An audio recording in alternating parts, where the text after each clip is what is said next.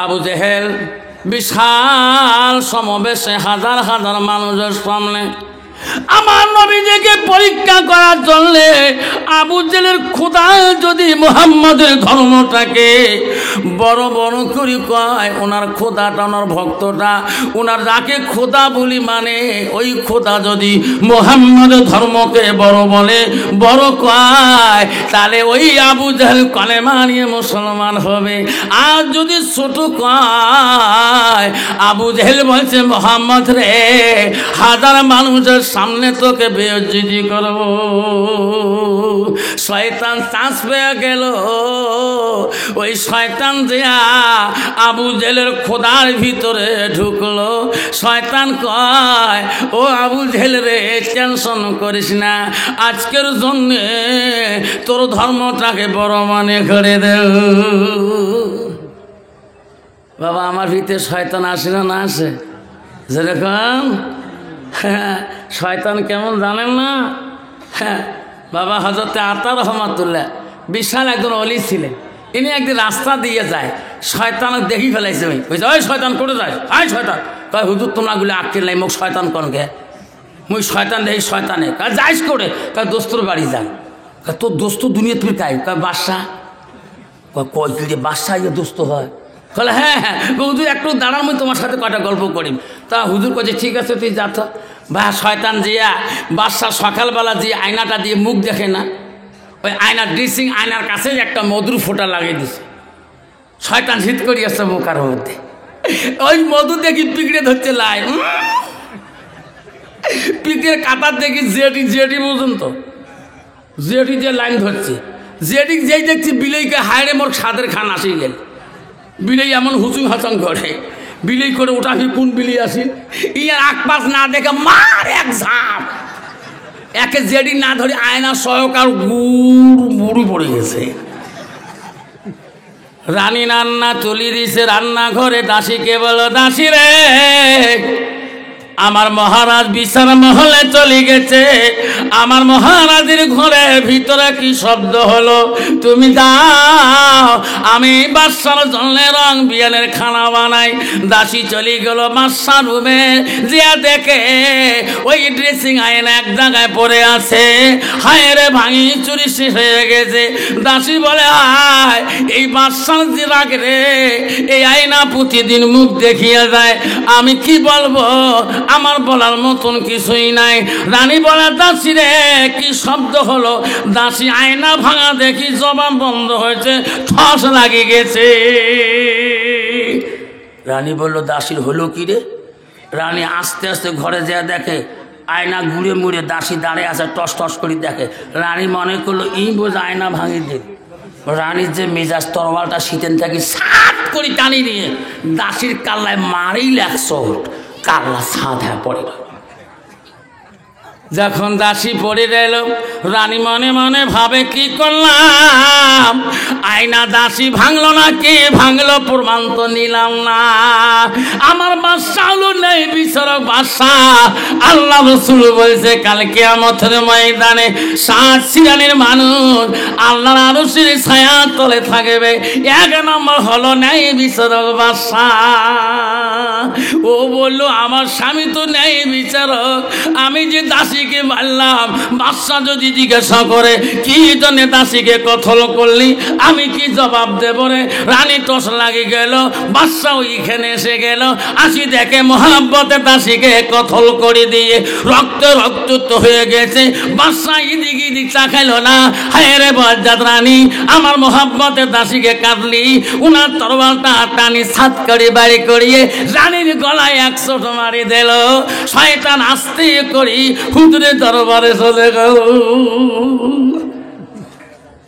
হুজুর বলে সেই তো দোস্ত বাইত করলো হালকে কি হলে তুই তো দোস্ত দেখা করলি? হুজুর মোর কোনটা দোষ? মুই একটা ড্রেসিং আয়নার মধ্যে ফোঁটা দিছ, মধুর ফোঁটা, পিকড়িয়ে খায় খাও। তো যেটি ধরিল বিলে খাইতা খাও। আয়নার দাম কয় টাকা? রানী বুঝিলে রানী আসি দাসী কাটি দিল। তুই দাসী কাটি, রাজার কি বুদ্ধি নাই? ওই রানী কাটি ফেলার মোর কোনটা দোষ? বাবা আমার শোনা চাল, শয়তান আমাদের গ্রামে ঢুকি যাবে, আবু জেহেল বুদ্ধি করলো, কত ছলনা করলো, বিশ্ব নবীকে দেখে নিয়ে গেল। রাত্রিকালে আবু জেহেল তার খোদাকে বলল, খোদা রে, আজকে যা চাবি আমি তাই তোকে দিয়ে দেব, যা খাবি আমি তাই দেব। আবু জেহেলের খোদা তো খায় না, খালি জল জল করে দেহে। আমার খোদা কেমন? আমার আল্লাহ গুলো এক, আল্লাহু আহাদ, আল্লাহ এক, আল্লাহু সামাদ। আল্লাহ কারো মুখাপেক্ষী না, আল্লাহ কারো মুখাপেক্ষী না। লামি আলিদ লামি উলাদ, আল্লাহ কেহুকে জন্ম দেয় না, কারো পর জন্ম হয় না। রাই থাকবে। আবু জেহেলের সামনে আমার রাসূলকে পরীক্ষা শুরু করলো আবু জেহেলের সেনাবাহিনীরা। আবু জেহেলের সেই খোদার ভিতরে শয়তান ঢুকে গেছে, শয়তান প্রকাশ করতেছে, মহারাজ, ও মহারাজ, কি মুহাম্মাদের ধর্মটা ছোট, তোর ধর্মটা বড়।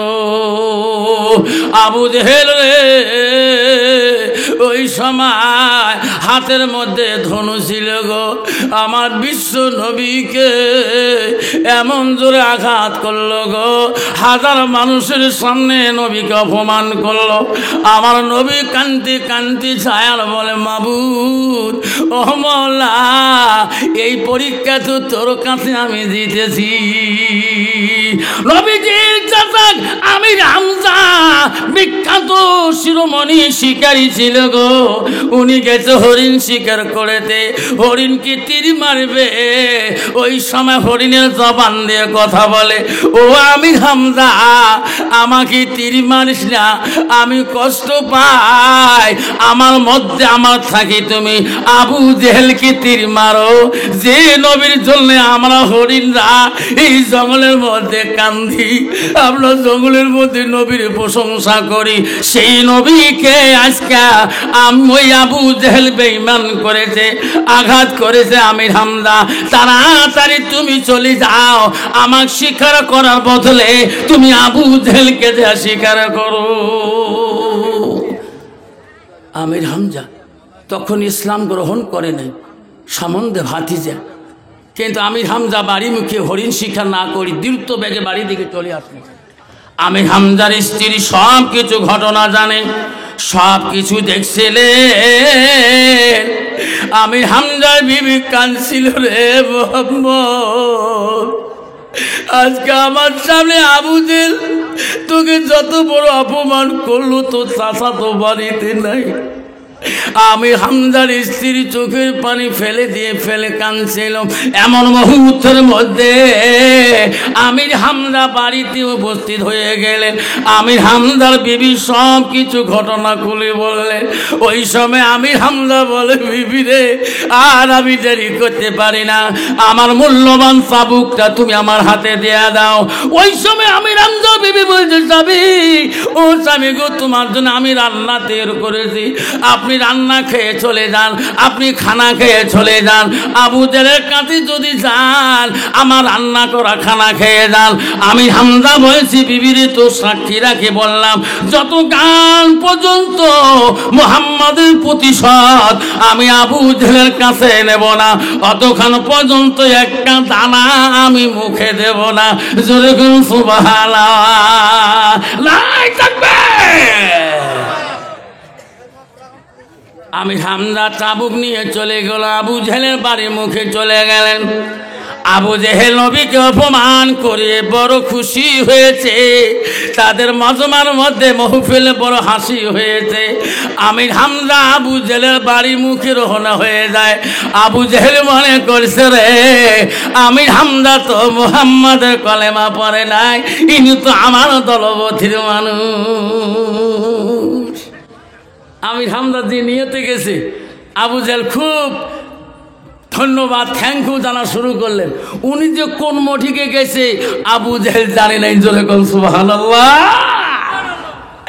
আবু জেহেলের সামনে যা বলল, আবু জেহেল, মোহাম্মদ কি তোকে জোর করি কোনো কথা বলছে?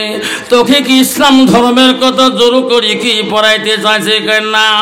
ও আবু জেহেল রে, মোহাম্মদের কেউ নাই দেখি, মোহাম্মদের আপনজন কেউ নাই দেখি, তোমার চাবুক দিয়ে ধনু দিয়ে কেন তুমি মোহাম্মদকে মারলি? এই কথা বলতে নাই বলতে তর্ক শুরু হয়ে গেল। কিতাবে আছে ওই সময় আমির হামজা চাবুকটা বাই করিয়া আবু জেলের পিঠির মধ্যে এমন মার শুরু করে দিয়েছে, আবু জেলের সেনাবাহিনী পর্যন্ত তার কাছে চাইতে পারে না। নাই থাকবে আমির হামজা আবু জেলকে কাঠর বাণী ছুঁয়ে চলে গেল। কোথায় গেল বিশ্ব নবী মোহাম্মদ আমার ভাতিজা? নবীর ভালোবাসা রে আমির হামজা খুঁজতে খুঁজতে যায়, আমি মোহাম্মদের সাথে দেখা না করা পর্যন্ত আমি একটা দানা পর্যন্ত পেটের মধ্যে আমি দেব না। খুঁজতে খুঁজতে আমি হামজা হয়ে গেল। যেতে যেতে দিয়ে দেখে রে বিশ্ব নবী আমার রাসূল গাছের তলায় পড়ে সিজদার মধ্যে কাঁদতেছে। আমির হামজা যে পিছন থেকে ডাক মারে, ও মুহাম্মদ সিজদা থেকে তুমি মাথা তোলো, তুমি সিজদা থেকে মাথা তোলো, তোমার প্রতিশোধ আমি ওই আবু জেহেলের কাছে আমি নিয়েছি। নবী বলছে, কে গো? আমি তোমার চাচা আমির হামজা। নবীকে বলছে, ও চাচা আমি তো তোমাকে বলি নাই আপনি আবু জেহেলের কাছে আপনি প্রতিশোধ নেন, আমি তো বিশ্বাস করিতে পারি না চাচা, আপনি তো কলেমা নিয়ে এখনো মুসলমান হন না, আমি কেমন করে বিশ্বাস করব? নবী বলছে, চাচা গো আপনি যে আবু জেহেলের কাছে প্রতিশোধ নিয়েছেন, কারণ আপনি তো কলেমা পড়ে মুসলমান হন নাই। ও চাচা আমি কেমন করি সিজদা থেকে মাথা তুলব? নবী বলছেন, চাচা আপনি যদি আমার কাছে কলেমা পড়ে মুসলমান হন তাহলে আমি বিশ্বাস করব আপনি প্রতিশোধ নিয়েছেন। আমি হামজা বলল, বাবা মোহাম্মদ রে আমি কথা দিলাম এখনই তুমি আমাকে কলেমা পড়ে মুসলমান বানিয়ে দাও। সঙ্গে সঙ্গে আমি হামজাকে রাসূলুল্লাহ কলেমা পড়ে দিল, লা ইলাহা ইল্লাল্লাহু মুহাম্মাদুর রাসূলুল্লাহ। সবাই বলো নাই তাকবীর। বাবা আমার নবীর ভালোবাসা আজকে মুসলমানের ভিতরে থাকলে, আজকে মুসলমান কোনোদিনও মাদ্রাসার বিরোধে কোনোদিন গাইতো না, মাদ্রাসার বিপরীত চলতো না, মাদ্রাসার গীবত কোনোদিন অন্য কাছে বলতো না। জোরে কোন ঠিক না ঠিক?